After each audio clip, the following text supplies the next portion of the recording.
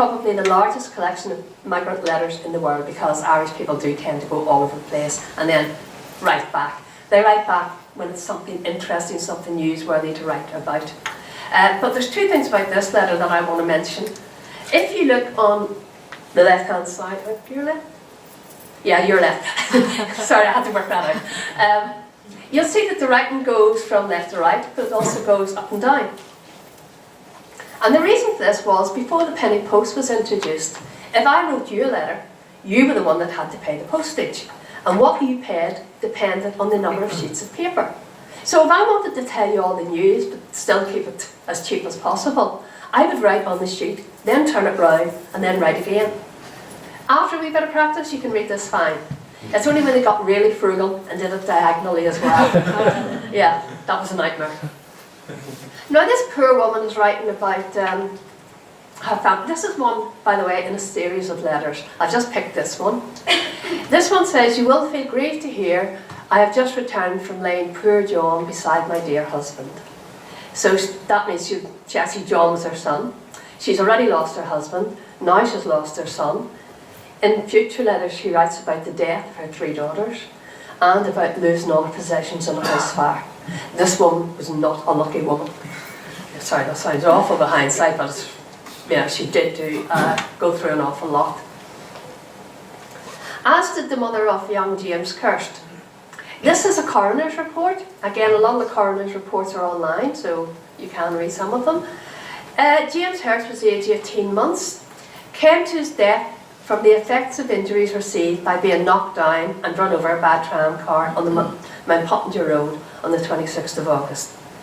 They do not attach blame to anyone, which is just as well. Because I have a lovely picture of all the staff from Mount Pottinger tram depot. And I keep thinking, which one of those was responsible for young James' death? I also have wonderful pictures from the Hogg collection. Hogg was a photographer who was employed by Belfast City Council to take pictures of the slum areas of Belfast. There's some wonderful pictures in this collection, absolutely fabulous. This picture I'm showing you in particular inspired Sinead Morrissey, Belfast Poets Laureate, to write one of the poems that's now in her volume of poems, Parallax. Parallax was the volume that won the T.S. Eliot Prize just a couple of weeks ago, basically. And she's been lucky enough to come here and speak about it, which, again, fascinating. Love the picture, really evocative. Now that was taken about 1912. In 1912, also in Belfast, there was a lot of Home Rule or anti-Home Rule agitation. And this is a picture of people in the Ulster Hall, and they're showing the largest Union Jack in the world at the time. I think it was specially made for this occasion. It's quite prominent. And of course there was lots of propaganda as well. And they had things about what would happen to Belfast if Home Rule came on store. So as you can see, yeah, Robson and Cleavers I believe is still that actually, but that's another story. Sorry. We have wonderful stuff on people signing the covenant if you're a man, the declaration if you're a woman, because obviously women weren't allowed to make a covenant. And for those of you who want to see what they look like, this is a covenant. And I was quite surprised to find that our very own Maggie Smith had signed it, even though she doesn't look anywhere near old enough. Again, this covenant, these are all online and you can have a look at them there. The Home Rule crisis was put into shadow by the outbreak of war, and if you're looking at war photographs, war materials, everything like that, we have loads. We have even some very early photographs from the Crimea War. These two fine photographs come from the Crimea. Sorry, I want to just go back. If you look there, you can see them wrapped up in woolen jackets, so to speak. I think they've mugged a couple of sheep.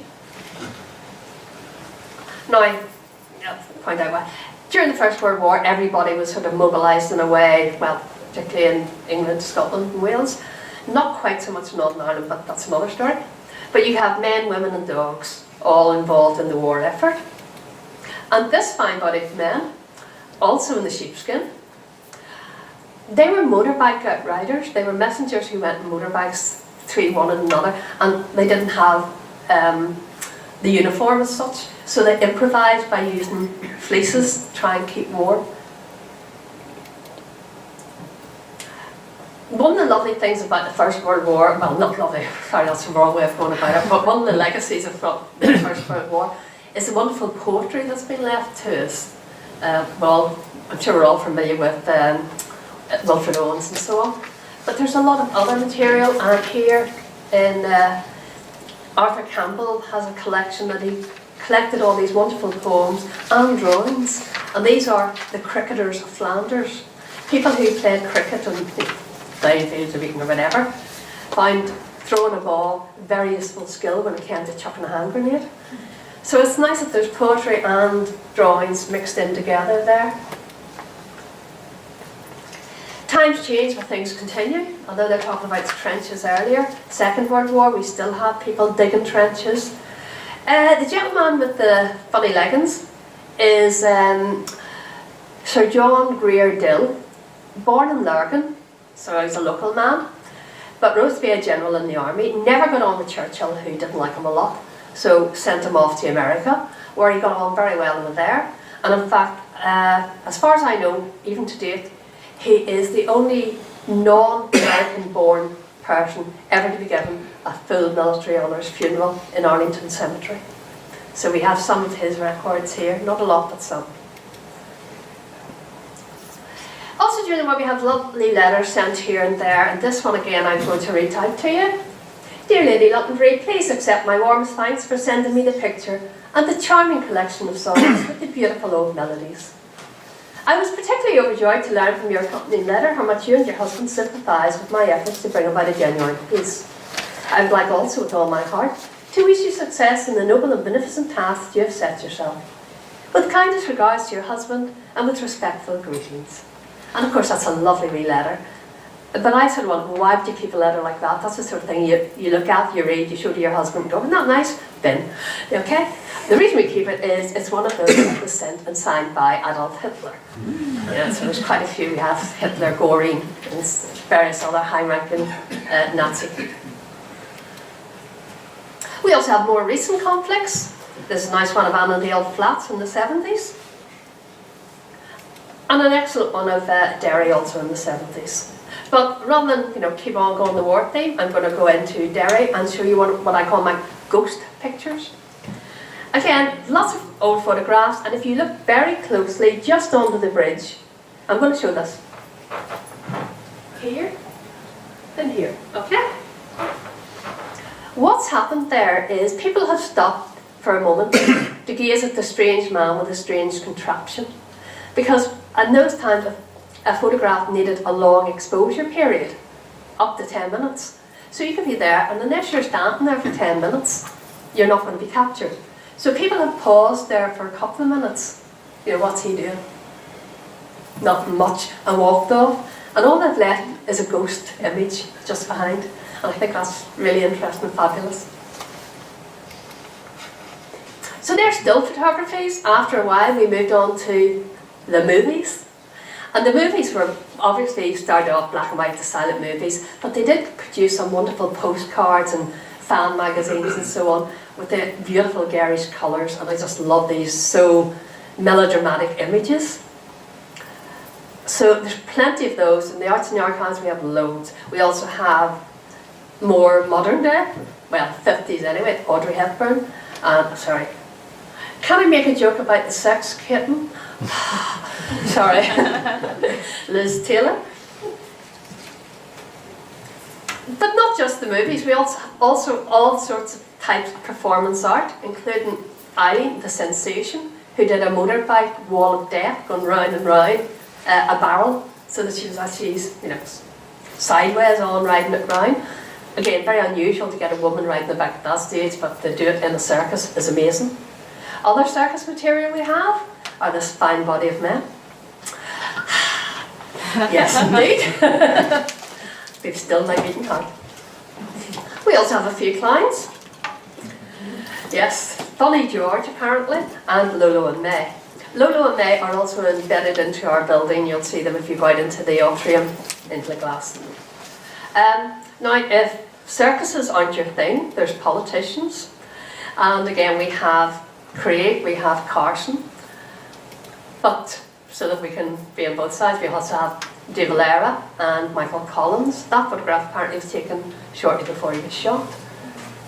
And again, if politicians aren't your thing, and maybe you prefer poetry, I'm going to end with this little thing that I found in the archives that I thought was quite funny. Sir, I accept your general rule that every poet is a fool. But you yourself may go to prove it. Not every fool is a poet. So I hope you enjoyed that quick run through just a tiny little flavour of it. If you need to know any more, please contact me. I'll be happy to tell you loads more. In fact, I'll not shut up. But for now, I'll hand over to my colleagues. Thank you very much.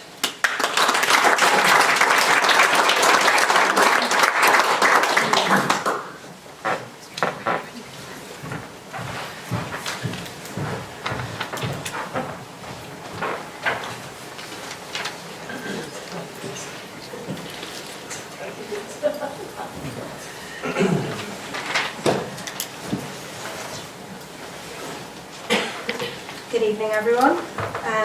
This evening I'm going to talk to you about the images, the photographic collections within our archives.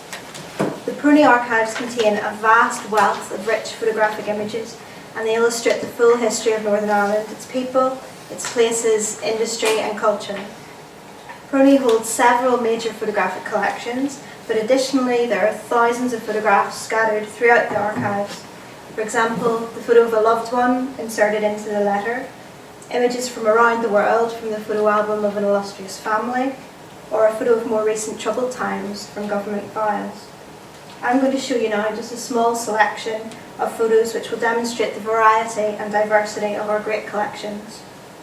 I'm hoping that some of them might inspire you to look yourself, to dig deeper and to uncover some more gems, and works of art will in turn inspire new creative ideas within yourselves. Places. We have thousands of photographs of places, those you would certainly expect to see at PRONI, such as the typical Irish thatched cottage, the Causeway House, and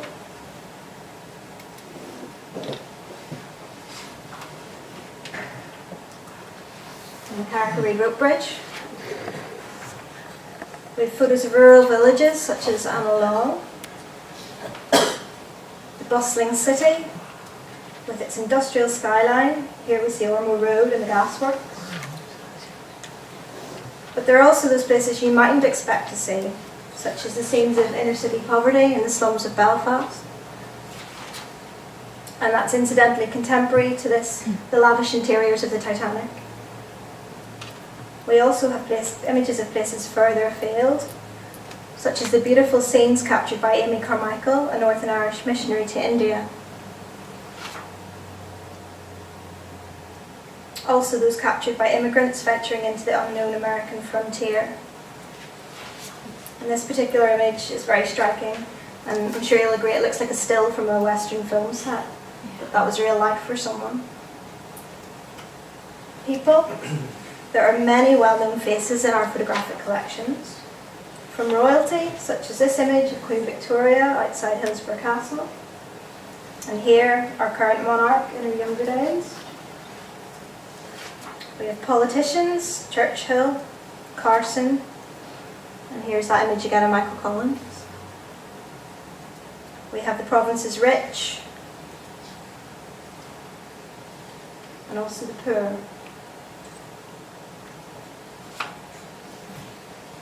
Those incarcerated in our prisons, and those troubled souls who are in our asylums. Old and the young. Now for photographs of industry. Obviously we have images of our famous shipbuilding heritage. Here we have most famously the Titanic, and this one shows it moored off the County Down coast. These were mammoth feats of engineering, ships in the Highland of Moulfe dockyard, or indeed aircraft built in Short Brothers hangars. And incidentally, some of you might know that they also built tanks. Here we have Harry Ferguson, who's very well esteemed for his tractors, but he also engineered automobiles, and here we see him in an early motor car. Our equally famous linen industry, here we see linen emerging from the bleaching process. And here are the Londonderry shirt factories. Fishing in Ardglass in County Down. Mining in Stewartstown in County Tyrone. Apple orchards in Armagh. And pupils studying industriously in the classroom in Belfast. Anna stole my thunder in a few things. Besides that first. Culture, sport and leisure activities are very well illustrated in our photographic collections. We have images of musicians, sports people,